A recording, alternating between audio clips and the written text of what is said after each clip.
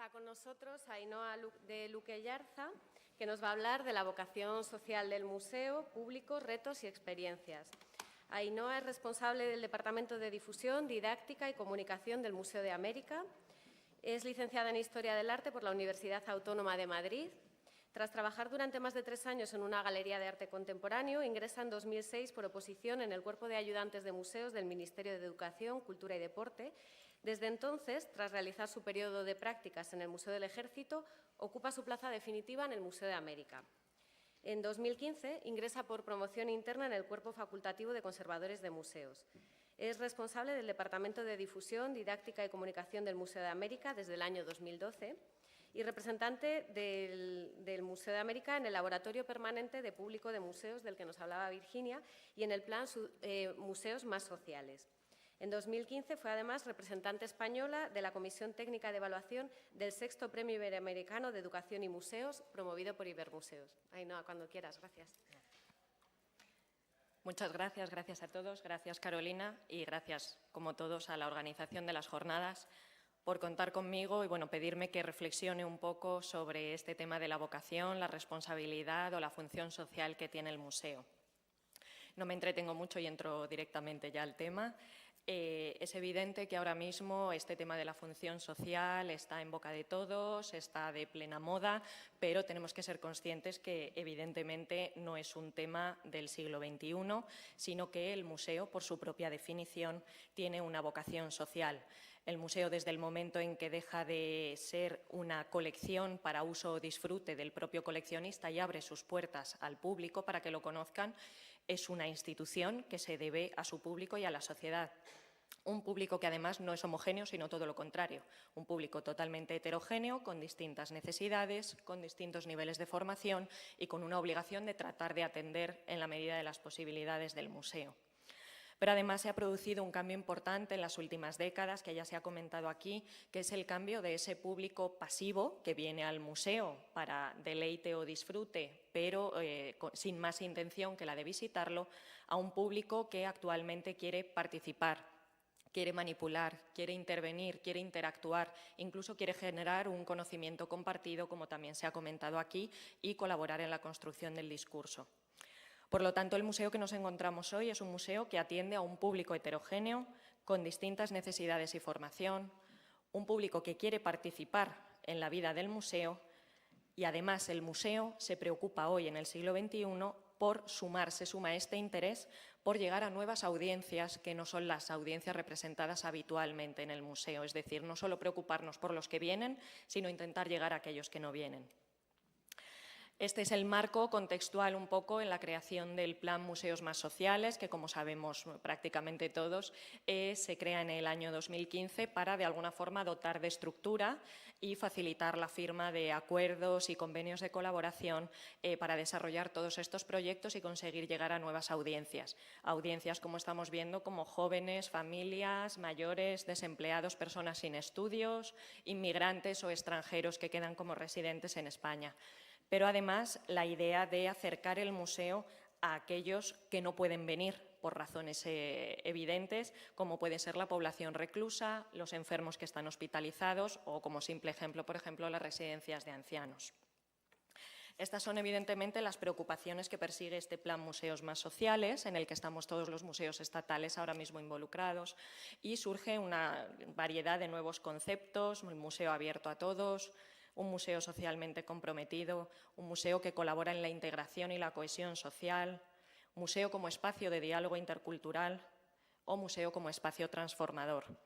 Es evidente que toda esta nueva terminología, que en gran parte surge desde la Declaración de Salvador de Bahía en el año 2007, donde se incide en ese museo que tiene que ser social, comprometido y educativo, esta nueva terminología marca un referente o un contexto totalmente distinto que el profesional del museo debe saber también cómo puede afrontar en el museo de hoy. ¿Cómo afronta estos retos el nuevo conservador? Primero quería también hacer un pequeño inciso. En esta figura hablamos todo el rato del conservador, cuando en realidad, bueno, creo que deberíamos hablar del profesional de museos, porque conservadores, ayudantes y auxiliares creo que desarrollan las mismas capacidades, las mismas habilidades, la misma profesionalidad y con la misma eficacia dentro de todos estos trabajos que realizamos. Entonces, bueno, en todo esto que se dice en algún momento conservador, yo diría profesional, ¿vale? Cualquier profesional del cuerpo.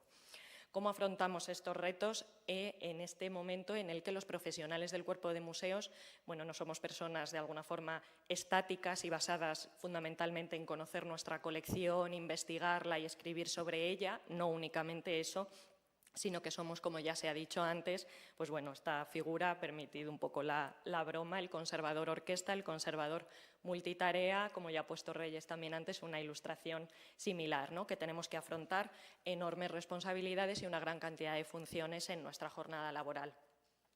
Simplemente cuando Olga me comentó el poder hablar en este momento de esta vocación social, yo le dije, bueno, sí, sobre los proyectos de responsabilidad social que estamos trabajando sí puedo hablar. Y ella me dijo, no, sobre los proyectos no, haz una reflexión sobre ellos. Esto no es lo mismo, ¿vale? Porque simplemente el reflexionar, el encontrar el tiempo de reflexión no es nada sencillo en nuestra jornada, tal y como vamos, ¿no? Y simplemente en lo de sentarse a reflexionar es que es difícil hasta sentarse, ¿no? En muchas ocasiones, y permitidme el guiño, pues bueno, esto en muchas ocasiones es nuestro trabajo del día a día como profesionales del museo, ¿no? Entonces sentarse tampoco es tan sencillo. Bueno, visto un poco este marco y esta primera reflexión, pensemos un poco en los retos y objetivos que persiguen estos proyectos de responsabilidad social.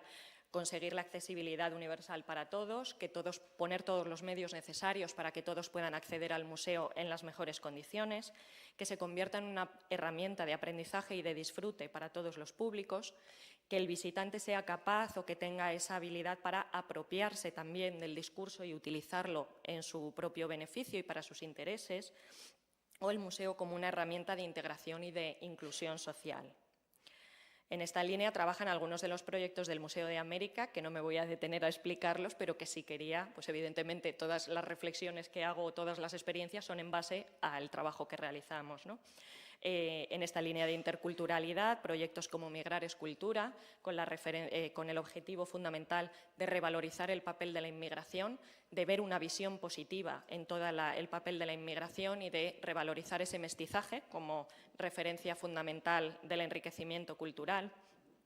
En la línea de la inclusión social, el proyecto Tejiendo un Futuro, que estamos trabajando el año pasado y este año también, con la idea de conocer las tradiciones textiles de los demás, conocer como paso previo para poder respetar y valorar otras tradiciones distintas y también darles herramientas que sirvan para su inclusión en la vida laboral una vez que tras su puesta en libertad. O el proyecto Trans, el programa Trans en el que hemos trabajado a lo largo de todo este año, que persigue normalizar el transgénero como algo que ocurre desde todos los tiempos, en todas las sociedades del mundo y en todas las culturas del mundo. A través del conocimiento de lo que significa el transgénero, podemos colaborar en la integración de las personas transgénero en la sociedad. A través de objetivos específicos como estos, pues evidentemente se desarrollan proyectos que te llevan también a pensar un poco o a extraer algunas experiencias, algunas conclusiones o reflexiones que serán comunes seguramente con algunos otros museos que trabajen otras líneas, como la línea de la pobreza, de los hospitales o muchas otras líneas que nosotros en este momento no estamos trabajando. La primera reflexión que quería hacer es que estas son acciones, proyectos y actuaciones dirigidos en su mayor parte a un número muy reducido de personas. Estamos trabajando, por ejemplo, con un grupo del centro penitenciario en este proyecto Tejiendo un Futuro de 9 personas y luego vienen al museo a hacer actividades con nosotros y vienen 3. Por lo tanto, simplemente la reflexión es que trabajar en estos proyectos con vocación social no tiene un reflejo rentable en las cifras de visitantes, evidentemente. Nosotros somos conscientes de ello y bueno, la sociedad también tiene que ver que ese criterio de valoración de aumento de cifras de visitantes no siempre es válido para valorar el éxito o el fracaso de lo que se realiza en el museo. La segunda reflexión es que es imprescindible la implicación de la otra parte. Se firman a través del Plan Museos Más Sociales convenios de colaboración con otros ministerios, con otras secretarías, que facilitan de alguna forma la estructura para la realización de estos proyectos. Pero es fundamental e imprescindible que esa otra parte tenga una implicación activa y permanente. No sirve de nada el esfuerzo del museo si la otra parte no pone de su parte, ¿no? Valga la redundancia. Por supuesto, hay que adaptarse a las condiciones y a las necesidades específicas del colectivo con el que estemos trabajando. Uno puede tener una idea de hacer un proyecto X y en el momento que conoce al colectivo específico, conoce las necesidades y las personas que conocen realmente cómo trabajar con ellos, tiene que adaptarse sí o sí si quiere que el proyecto salga adelante y que tenga realmente éxito y sentido. Esto es simplemente una reflexión, acercar el museo a cualquier precio, no hablamos de un precio económico. Bueno, es una reflexión que se me ocurría en torno a un programa que supongo que varios de los museos tendremos, porque es un programa de la CEATE, de la Confederación de Aulas de la Tercera Edad, que coordina a nuestros voluntarios culturales. Tienen un programa de acercar el museo a las residencias de ancianos. Y bueno, se han producido algunas visitas que realmente a nosotros no nos han dejado nada satisfechos, porque pensamos que hay que pensar muy bien en las necesidades de esas personas, de esos ancianos, si realmente están preparados para venir a realizar una visita a un museo o es una experiencia que en ningún caso extrae en ellos algo positivo, ¿no?, de esa experiencia, entre lo que se cansan, el tiempo que llevan en el autobús, demás. Bueno, simplemente era una reflexión que si a cualquier precio es necesario traer a la gente al museo, ¿no? Hay muchas veces que hay otras estrategias como vete allí a la residencia y cuéntales a ellos en su ambiente y sin que tengan que desplazarse qué es el museo y para qué sirve, ¿no? Y también quería reflexionar sobre esta idea de que evidentemente no podemos ser especialistas en todo, ¿no? Es necesario que los profesionales del museo ampliemos nuestra formación en todos estos aspectos sociales que cada vez son más comunes y que nos formemos, por supuesto, pues, en todos estos aspectos para ser capaces de dirigir, de coordinar, de supervisar y de trabajar en estos proyectos, pero nunca, siempre teniendo en cuenta que tenemos que trabajar con los especialistas en el otro campo. Nunca debemos perder de vista que hay que trabajar con educadores, con mediadores sociales, con el asesoramiento de instituciones que nos pueden decir cómo llegar, por ejemplo, a aquellas personas con discapacidad visual, como está, por ejemplo, con asesoramiento de la ONCE, como hemos realizado algunos proyectos que nos han llevado a desarrollar talleres para personas con discapacidad visual. Pero aquí tenemos la presencia de 2 asesores de la ONCE que nos enseñaron a valorar si las piezas que les íbamos a enseñar eran fáciles de distinguir o no servían para nuestros propósitos, ¿no? O el asesoramiento también de plena inclusión, que ya comentaba Virginia también, la elaboración de estos textos y planos guía en lectura fácil, que hemos trabajado con esta Federación de Personas que trabajan con la discapacidad cognitiva. No me voy a detener tampoco en ello, pero bueno, es básicamente que muchas veces tienes que desaprender lo aprendido y dejar que los otros, los que son especialistas, los que saben en qué campo están jugando, son los que te tienen que enseñar también y trabajar en conjunto, ¿no? Bueno, como decía, esto es la reflexión sobre, evidentemente, no podernos especializar en todo, pero no dejar de formarnos, porque de otra manera sería imposible trabajar en ello. Como necesidades y conclusiones generales, necesidad de ampliar nuestra formación, reincido otra vez en lo mismo. Bueno, lo estamos tratando de hacer con cursos muy específicos que desde la subdirección también nos están facilitando y desde formación en todas estas cosas y siempre sin dejar de contar, como he dicho, con los especialistas. Necesidad evidente de contar con recursos económicos y con recursos humanos suficientes.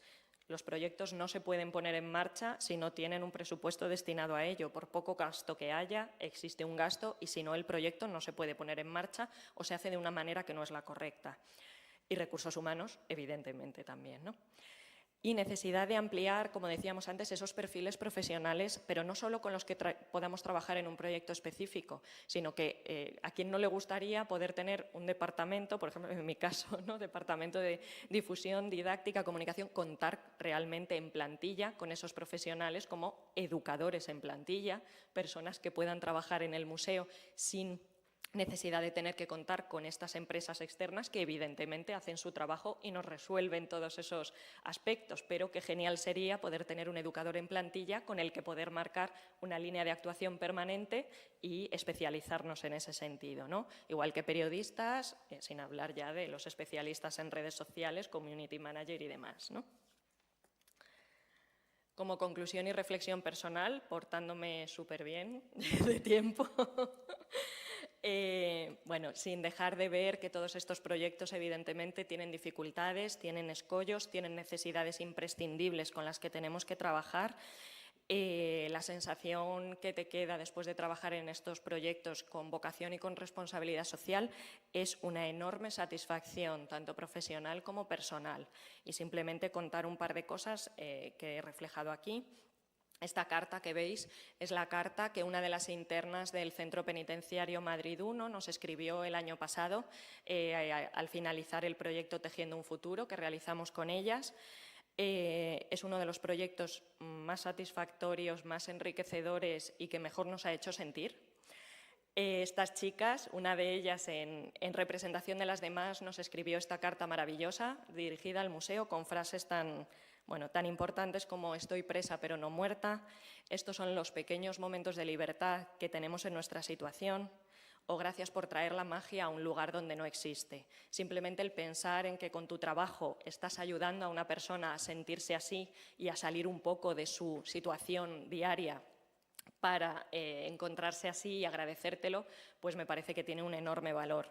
La otra fotografía corresponde a Jocelyn, es una mujer trans mexicana. Ella ha estado este verano en el museo presentando una de las exposiciones que teníamos dentro del programa Trans, una exposición que se llamaba Seres de Luz, de fotografías de 2 fotógrafos mexicanos, y ella nos emocionó tremendamente explicándonos cómo después de sobrevivir a varios intentos de asesinato en su país por su condición de persona transgénero, el participar en esta exposición que está itinerando por el mundo, el haber salido en un catálogo con esta fotografía suya orgullosa de su condición trans, la ha ayudado a salir de su situación.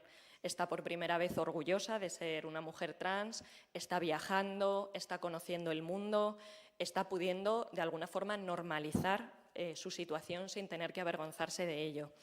Entonces, pues bueno, sentir simplemente, como decía antes, que el museo y el profesional de museos, a través de su trabajo y de implicarse tremendamente en estos, porque nos implicamos hasta la médula en estos proyectos, sentir que con tu trabajo puedes no solo cumplir profesionalmente con lo que te corresponde, sino ayudar a las personas a sentirse mejor, a tener esos pequeños momentos que no son los habituales en su vida, o a integrarse en la sociedad o a vencer sus dificultades, pues me parece que ya es una razón más que válida para seguir trabajando en esta misma línea, ¿no? Sí es importante, evidentemente, conocer las dificultades que presenta trabajar en estos proyectos y ojalá podamos seguir trabajando en esta línea y hacerlo con los recursos, tanto económicos como humanos, que nos lo faciliten. Y nada más. Muchas gracias.